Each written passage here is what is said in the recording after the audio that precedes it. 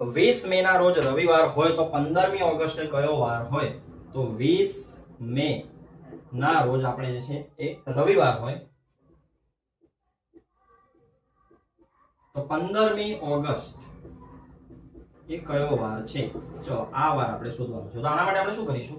સૌપ્રથમ આ બે આપણને તારીખો આપી છે, તો એ બંને તારીખોની વચ્ચે કેટલા દિવસ છે એ દિવસ શોધવાના અને એ દિવસમાંથી વધારાના દિવસ આપણે શોધવાના. એટલે કે 7 અઠવાડિયાની જેટલી પેર બને એને સાઈડમાં કરી અને જે વધારાના દિવસ છે એટલા સ્ટેપ આપણે આગળ જઈશું. એટલે ચલો 20 મે, હવે 20 મે છે તો મે મહિનો પૂરો કરવો છે તમારે, તો આગળ હજુ કેટલા વધારાના દિવસ આવવાના?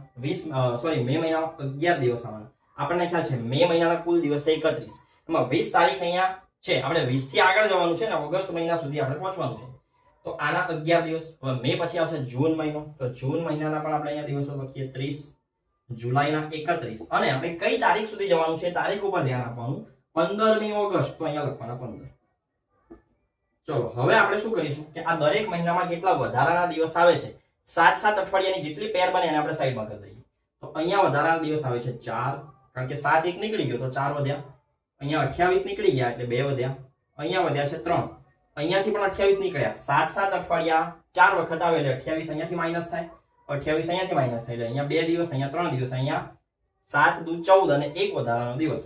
ચલો અહીંયા એક વધારાનો દિવસ. હજુ આમાંથી વધારાના દિવસ નીકળતા હોય 7 સાથે એને કાઢી નાખવાના. ચલો આ 4 નીકળી ગયા, આ 3 નીકળી ગયા એટલે 2 વત્તા 1 એટલે વધારાના દિવસ છે 3. આ બંને વારની વચ્ચે, સોરી આ બંને તારીખોની વચ્ચે જેટલા પણ દિવસો હતા એમાં 7 ની બધી જોડીઓ આપણે કાઢી નાખીએ તો 3 વધારાના દિવસ આપણી પાસે છે. તો રવિવારથી 3 સ્ટેપ ઉપર જવાનું, સોમ, મંગળ અને બુધ. તો અહીંયા જે વાર આવે છે 15મી ઓગસ્ટે એ આવે છે બુધવાર. આ જે છે આપણો ફાઇનલ આન્સર. બુધવાર જે છે ફાઇનલ જવાબ આવે છે ઓપ્શન નંબર એ. કેલેન્ડર આધારિત દાખલાઓમાં આપણને કોઈ રેન્ડમ તારીખ આપી દે કે 15મી ઓગસ્ટ 1950 કયો વાર હશે, 20 જાન્યુઆરી 2022 કયો વાર હશે, 23મી ફેબ્રુઆરી 2025 કયો વાર હશે. બીજો કોઈ આપણને રેફરન્સ આપ્યો નથી, ફક્ત ને ફક્ત આપણે ડાયરેક્ટ વાર શોધવાનો હોય તો એની એક મેથડ જે છે એ હું અહીંયા લખું છું, તમારે ધ્યાન આપવાની. સૌપ્રથમ આપણે અહીંયા ઉપર એક કોડ લખીશું 0 33 61 46 25 0 35. આ કોડ જે મેં લખ્યો છે એ છે મહિનાનો કોડ. આપણી પાસે જેટલા મહિના છે એ દરેકે દરેક મહિનાનો એક કોડ આપણે બનાવ્યો. જાન્યુઆરી, ફેબ્રુઆરી, માર્ચ, એપ્રિલ, મે, જૂન, જુલાઈ, ઓગસ્ટ, સપ્ટેમ્બર, ઓક્ટોબર, નવેમ્બર અને ડિસેમ્બર. આ સાથે બે વસ્તુ આપણે યાદ રાખવાની. વર્ષ 1900 ની જો સદી હોય અને 2000 ની સદી હોય તો 2000 ની સદીનો કોડ છે 6 અને 1900 ની સદીનો કોડ છે 0. શતાબ્દી સાલ, જો 1900 ની સાલ આવે તો એનો કોડ છે આ 00, 2000 નો કોડ છે 6 અને વાર માટેનો કોડ જે છે એ રવિવારનો કોડ જે છે 0 અને શનિવારનો કોડ જે છે 6. ચલો આ ત્રણ વસ્તુ આપણે ધ્યાનમાં રાખવાની. મહિનાના કોડ, શતાબ્દીના કોડ, વારના કોડ, આ ત્રણ ધ્યાનમાં લઈ અને પછી આપણે તારીખ જોઈએ છે. દાખલા નંબર 66 20/5/2024. ચલો તારીખ મેં અહીંયા લખી છે 20/5/2024. ચલો કેટલી વસ્તુ અહીંયા લખીશું આપણે ધ્યાન રાખવાનું છે. સૌથી પહેલા લખવાની છે તારીખ, સરવાળો કરવાનો છે એટલે 20 તારીખ. ચલો તારીખ પછી શું આવે? તારીખ પછી મહિનો, પણ મહિનો ડાયરેક્ટ લખવાનો નહીં, મહિના માટેનો કોડ છે 5મો મહિનો 1 2 3 4 5. 5મા મહિનાનો કોડ છે 1. ચલો આગળ વર્ષ, પણ વર્ષના છેલ્લા બે આંકડા એટલે આ જે 24 લખ્યા છે એ 24 લખવાનું. પછી લખવાનો વર્ષનો કોડ. ચલો 2000મી સદી છે તો 2000મી સદીનો કોડ 6 અહીંયા લખવાનો 6. અને એક અંતિમ વસ્તુ ધ્યાને રાખવાની કે આપણી પાસે જે વર્ષ આપેલું છે એ વર્ષને 4 વડે ભાગી અને એનું જે ભાગફળ મળે એ લખવાનું. એટલે આ જે 24 આપ્યા છે એ 24 ને 4 વડે ભાગો તો શું જવાબ મળે છે આપણને? 6. તો એ 6 આપણે અહીંયા લખીશું. કઈ કઈ વસ્તુ લખી છે ફરી કહી દઉં. અહીંયા આ લખી છે આપણે તારીખ, આ લખ્યો છે આપણે મહિનો, પણ મહિનાનો કોડ ડાયરેક્ટ મહિનો લખવાનો નથી. આ વર્ષના છેલ્લા બે આંકડા, આ લખ્યો છે આપણે વર્ષનો કોડ અને અહીંયા આપણે લખ્યું છે ભાગફળ. જ્યારે આપણે વર્ષને 4 વડે ભાગીએ અને જે ભાગફળ આવે છે આપણે અહીંયા લખ્યું છે. ચલો હવે આ બધાનું ટોટલ મારીશું આપણે અને એમાંથી જે વધારાના દિવસ છે એ કાઢી લઈશું. ચલો ટોટલ 20 + 1 21, 21 + 24 45, 45 + 6 51, 51 અને 6 57, કુલ થઈ ગયા 57 દિવસ. ચલો આજે 57 દિવસ જે છે એમાંથી વધારાના દિવસ કેટલા, એટલે કે 7 7 ની કેટલી જોડી બને, તો 7 × 56, એટલે 56 આમાંથી માઈનસ કરો તો એક વધારાનો દિવસ આવે છે. ચલો એક આ દિવસ લખ્યો છો, આ વાર નથી, આના પરથી વાર નથી શોધવાનું આપણે, આ એક જે છે કોડ છે. તો અહીંયા આપણે જોવાનું કે ભાઈ વારની અંદર કોડ કયો આવે, રવિવારનો કોડ 0, તો એક કોડ કોનો હોય, રવિવાર જે છે એ 0 પર છે, એક પર કયો વાર આવે, સોમવાર. તો આ જે તારીખ છે એ તારીખે કયો વાર હશે, તો એ તારીખે હશે સોમવાર.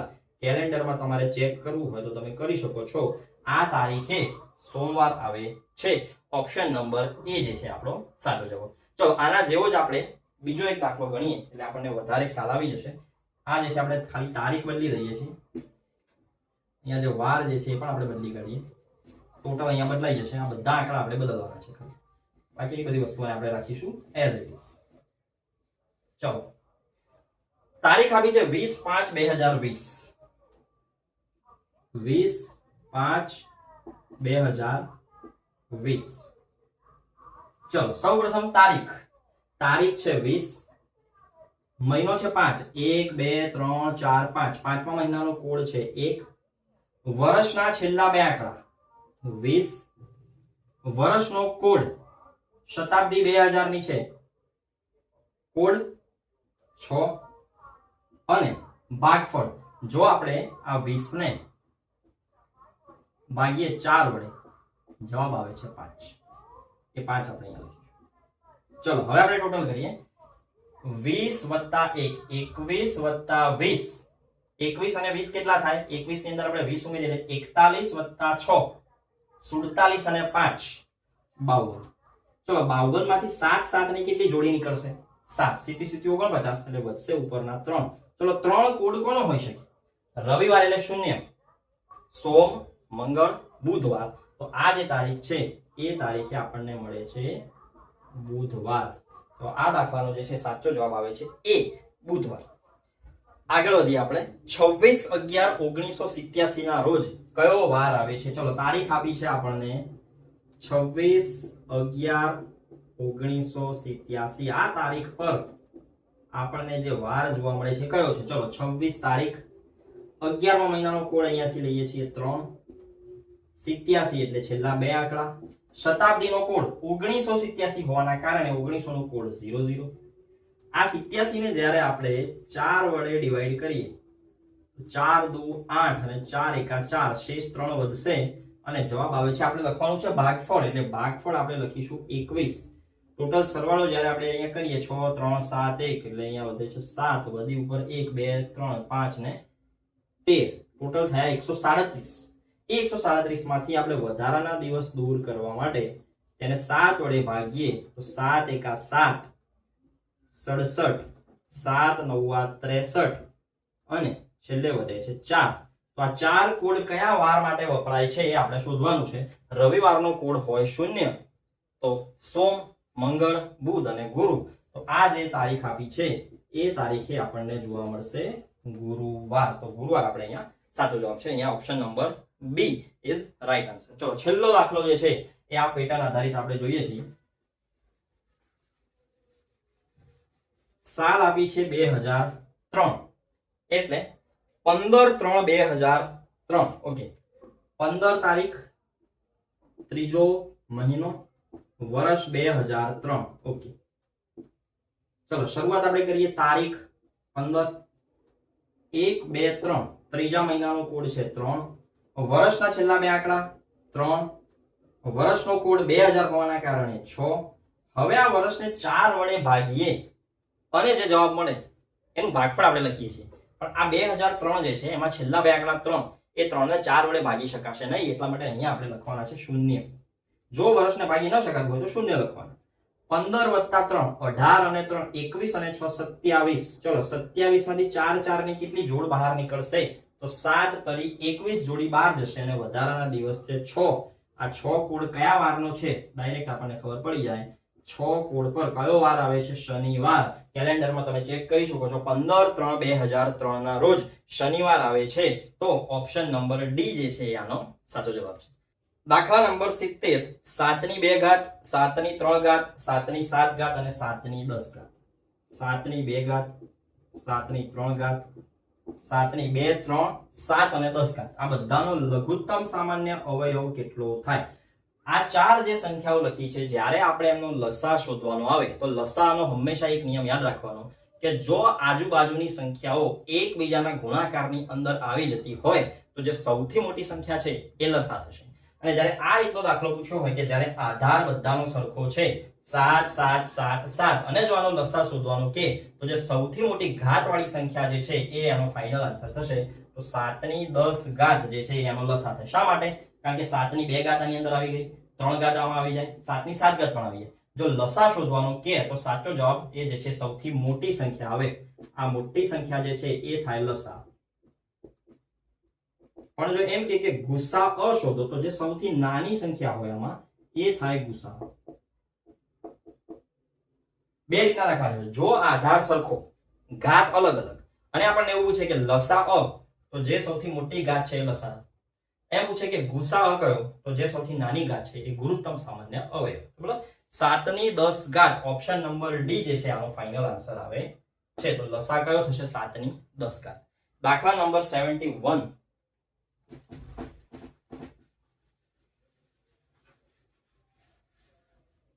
આગળ વધીએ આપણે દાખલા નંબર 71 2 ના છેદમાં 3 4 ના છેદમાં 5 1 ના છેદમાં 7 2 ના છેદમાં 3 4 ના છેદમાં 5 1 ના છેદમાં 7 અને હજુ એક સંખ્યા છે આપણી પાસે 9 ના છેદમાં 7 9 ના છેદમાં 7 આનો શોધવાનો છે ગુરુત્તમ સામાન્ય ગુસા ચલો આનો ગુસા કેટલો નીકળશે તો જ્યારે આપણી સાદી સંખ્યાઓ હોય 2 5 6 8 આપણને એનો લસા અને ગુસા શોધતા આવડે પણ જો અંશ અને છેદ આપ્યો હોય તો શું કરવાનું તો એનું એક સિમ્પલ સૂત્ર આપણે યાદ રાખવાનું કે જો અંશ અને છેદ હોય તો ઉપર કરવાનો ગુસા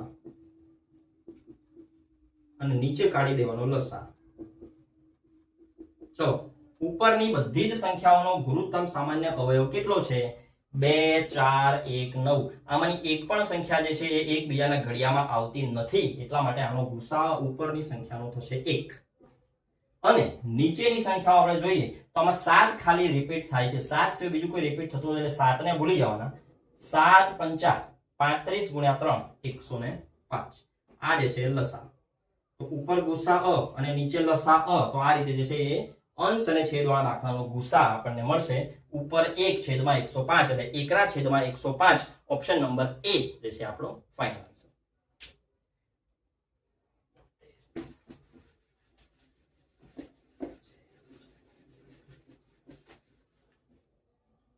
આગળ વધી હવે આપણે તો બે સંખ્યાઓનો ગુણોત્તર 4:5 અને લસા 200 છે ચલો બે સંખ્યાઓનો ગુણોત્તર આપેલો છે 4:5 અને આપણને કીધું છે કે લઘુત્તમ સામાન્ય અવયવ જે છે એ થાય છે 200 તો આ દાખલાની અંદર જે છે એ બે સંખ્યાનો સરવાળો આપણે શોધવાનો છે બે સંખ્યાઓ આપેલી છે એ બે સંખ્યાઓ વચ્ચેનો ગુણોત્તર 4:5 હોય અને જો એનો લસા 200 થતો હોય તો એ બંને સંખ્યાનો સરવાળો કેટલો થાય તો હવે આના પરથી આપણને એટલી ખબર પડે છે કે આ જે છે એક સંખ્યા આપણે ધારીએ તો થાય 4x અને બીજી થાય 5x શું ખ્યાલ આવ્યો બંને સંખ્યા પરથી 4x અને 5x આ બંને સંખ્યામાં એવું શું છે કે જે બંનેની અંદર આવતું હોય તો એ ઘટક છે x આ x જે છે એ અહીંયા પણ છે અને x અહીંયા પણ છે બે સંખ્યાઓ વચ્ચે જે કોમન હોય એને જ આપણે ગુસા કહીએ છીએ તો આ x જ જે છે એ છે ગુરુત્તમ સામાન્ય અવયવ ખ્યાલ આવે છે અહીંયા આપણને જ્યારે જ્યારે એવું પૂછાય દાખલાની અંદર કે બે સંખ્યાઓનો ગુણોત્તર 4:5 તો આપણે ધારવાનું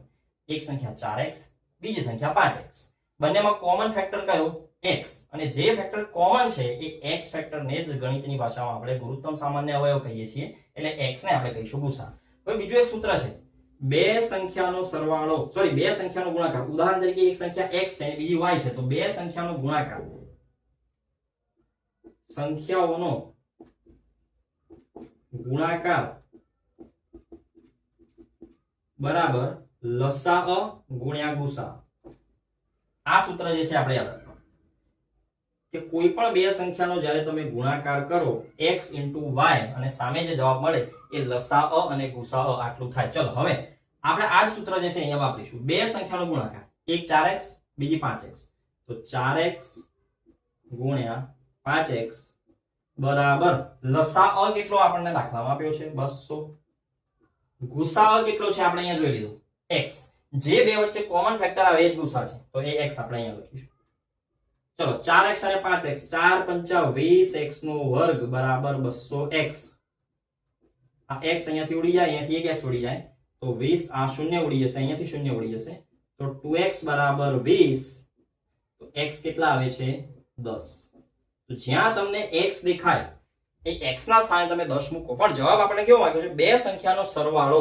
ચલો પ્રથમ સંખ્યા કઈ હશે? આમાં અહીંયા 10 મૂક્યો, અહીંયા 10 મૂકીએ તો એક સંખ્યા છે 40 અને બીજી સંખ્યા છે 50. આ બે સંખ્યાનો સરવાળો કેટલો થાય? જવાબમાં આવે છે 90. તો 90 જે છે આપણો ફાઇનલ આન્સર છે ઓપ્શન નંબર બી. 72 માં દાખલામાં બે સંખ્યાનો સરવાળો થશે 90. આગળ વધીએ આપણે. બે સંખ્યાનો લસાઅ 120 અને ગુસા 4 થતો હોય, એક સંખ્યા 8 છે તો બીજી સંખ્યા શોધો. ચલો આપણને સૂત્ર ખ્યાલ છે કે બે સંખ્યાનો ગુણાકાર x અને y નો ગુણાકાર બરાબર લઘુત્તમ સામાન્ય અવયવ લસાઅ ગુણ્યા જે છે ગુસા થશે. ચલો આપણને લસાઅ આપ્યો છે 120 અને ગુસાઅ આપ્યો છે 4. અહીંયા છે 120, અહીંયા આપ્યા છે 4. એક સંખ્યા 8 હોય તો બીજી સંખ્યા શોધો. ચલો y શોધવાનો છે ખાલી. અહીંયા y બરાબર 120 ગુણ્યા 4 ના છેદમાં 8 2 60. આ જે બીજી સંખ્યા છે એ બીજી સંખ્યા જે છે એની વેલ્યુ છે 60. તો જવાબ આવશે ઓપ્શન નંબર એ.